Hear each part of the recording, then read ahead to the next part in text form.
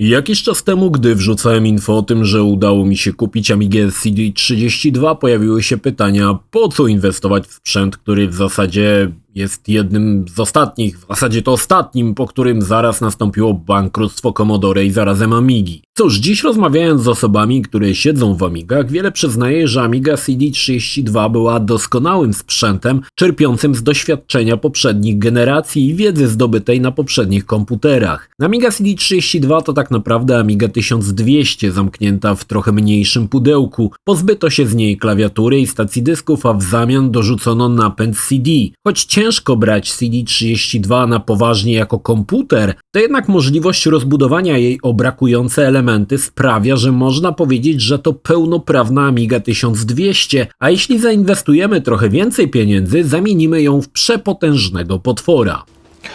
Cześć, ja nazywam się Krzysztof Energik-Micielski, a to recenzje kart do Amigi Terrible Fire 330 i Terrible Fire 360. Zapraszam. Obok zwiększenia podstawowych funkcjonalności CD32, jak klawiatura i mysz, pojawiły się akceleratory do Amigi. Najbardziej znanymi są karty Terrible Fire, produkowane przez typa o takim niku. To karty, które zwiększają moc nie tylko CD32, ale każdej Amigi, wykraczającą daleko poza to, o czym marzyli konstruktorzy oryginalnych sprzętów. Dziś opowiem Wam o dwóch takich kartach. TF330 i jego następcy TF360. Terrible Fire to płytka drukowana z procesorem i kilkoma ciekawymi featureami, które zamienią Amigę CD32 nie tylko w Amigę 1200, ale w Amigę ostateczną, która przewyższy 1200 o kilkadziesiąt długości, a w przypadku TF360 nasza konsola może się okazać nawet mocniejsza niż Amiga 4000. Na początek kilka słów o obudowie. Amiga CD32 była zbudowana głupio. W tylnej części obudowy mamy wejście, do którego podpinało się kartę FMV. Jednak sama konstrukcja portu była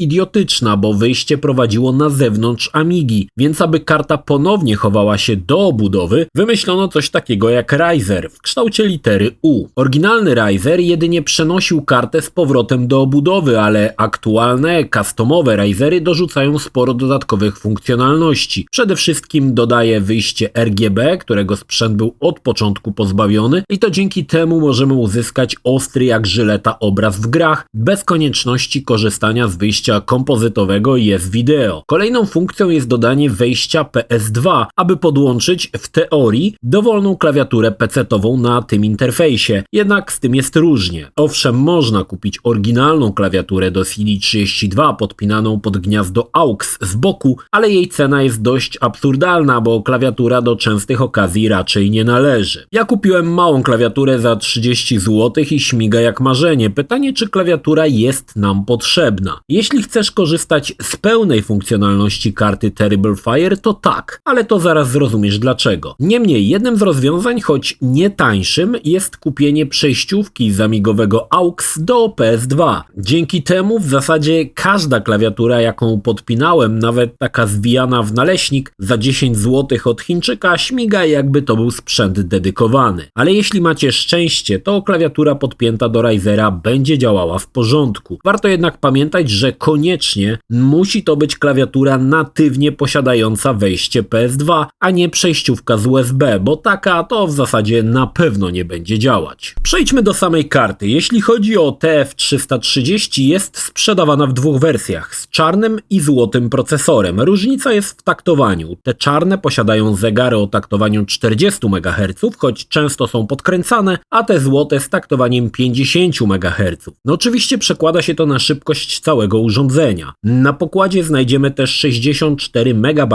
pamięci FAST oraz złącze IDE znane ze starych PC-ów, gdzie możemy podłączyć dysk twardy lub bardziej popularne rozwiązanie, specjalną przejściówkę, do której podpinamy kartę Compact Flash. Kupując ją zazwyczaj ta jest wypełniona po brzegi grami, demami i softem gotowym do uruchomienia w oparciu o aplikację WHD Load. Oznacza to, że z Amigi CD32 odpalimy każdą dowolną grę amigową, jaka powstała, niezależnie czy była na dyskietce czy na płycie CD, jak i wiele rewelacyjnych amigowych demek. Ale mamy tutaj mały problem. Jeśli mając kartę włożoną do konsoli zechcemy zagrać w grę z płyty, Ktoś może zapytać zaraz, ale po co, skoro wszystko mam na karcie? Ano dlatego, że wersje przygotowane na ruszanie z karty pamięci mają często powycinaną muzykę audio i cutscenki, więc jeśli chcesz mieć pełne doświadczenie z jakiejś gry dedykowanej CD32, no należy ją uruchomić z płyty i tutaj pojawia się problem. Gry na karcie pamięci są specjalnie patchowane, aby działały z szybszym prockiem i większą ilością pamięci, więc jeśli karta jest w slocie, gra z CD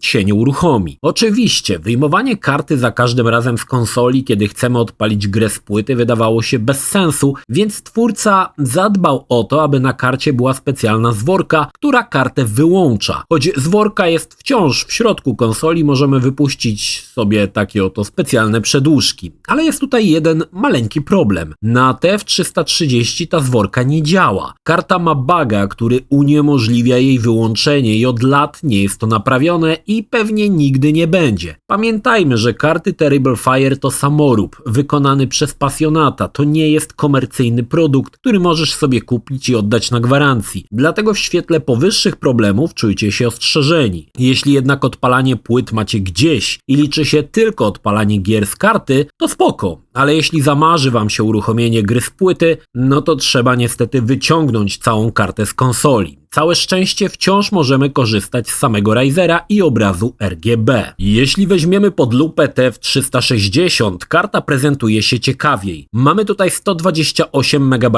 RAMu i procesor o możliwym maksymalnym taktowaniu 67 MHz, ale mówię tutaj o procesorze określanym jako LC, czyli low cost. Co to oznacza? Ano to, że procek jest względnie tani, bo nie ma koprocesora. Za moment do tej kwestii wrócimy. Nawet w przypadku posiadania procesora LC Amiga i tak dostanie potężnego kopa. Obiecuję. No i jest jeszcze ta nieszczęsna zworka wyłączająca kartę, która w TF360 działa już poprawnie. Dodatkowo TF360 ma możliwość podkręcania procesora z bazowych 50 MHz. Na LC uruchomić można maksymalnie wspomniane 67 MHz, ale to nie koniec zabawy. Można tutaj sporo pocisnąć, ale będzie kosztowało nas to więcej cebulionów. I myślę tutaj o naprawdę sporo większej ilości cebulionów.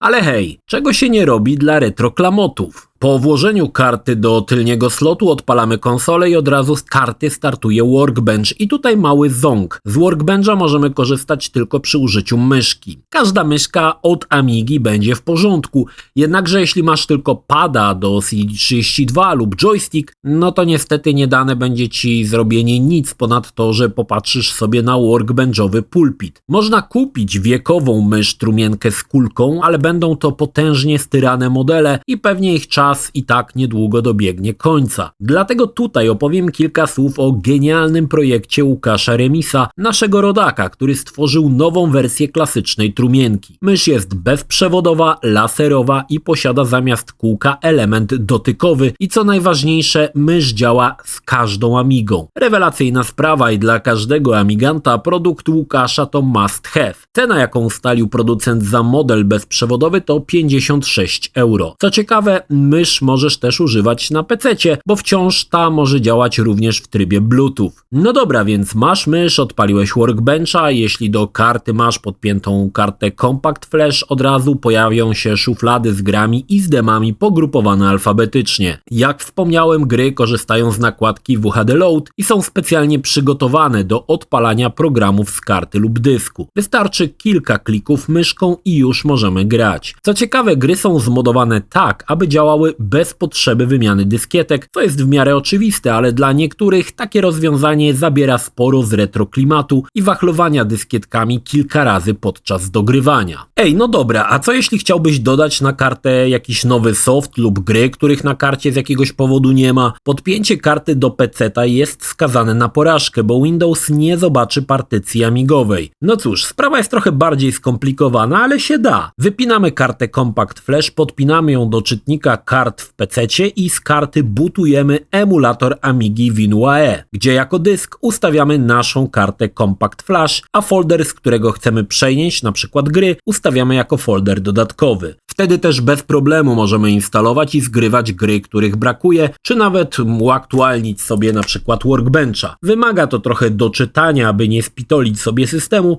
ale myślę, że nawet nieogarnięty w temacie osobnik powinien sobie poradzić. No dobrze, ale o ile karta przyspiesza Amigę i czy w ogóle ją przyspiesza? Jest tutaj specjalny benchmark, który zmierzy prędkość konsoli z kartą Terrible Fire i porówna do innych komputerów. Jak łatwo zauważyć, CD32 z kartą 330 zyskuje połowę prędkości najmocniejszej Amigi 4000, ale ich CD32 staje się 16 razy szybsza niż Amiga 600 i 7 razy szybsza niż Amiga 1200. Ale w jaki sposób prędkość jest czymś więcej niż numerkiem na benchmarku? No cóż, każda gra, której brakowało mocy, dostanie potężny boost klatek na sekundę i mówię tutaj o naprawdę srogim przyspieszeniu. Gry, które korzystają z grafiki wektorowej, dostaną drugie życie. Nagle z 10 ramek na sekundę stają się płynnymi, grywalnymi tytułami. Klony Dooma, które działały w dosłownie kilku klatkach na sekundę na mikroskopijnym ekranie, ruszają z kopyta i to dosłownie. Alien Bread 3D czy Gloom to zupełnie inne gry i nie przypominają mułowatych gniotów z czasów Amigi 500 czy 1200. Oczywiście największy boost znajdziemy w grach korzystających z grafiki 3D. Amiga miała sporo symulatorów lotu i tutaj zobaczymy kartę w akcji. Wystarczy spojrzeć na intro do Elite 2 Frontier, które na Amigach raczej nie zachwycało płynnością, tym razem jest zupełnie inaczej. Na pozostałych grach korzystających z grafiki 2D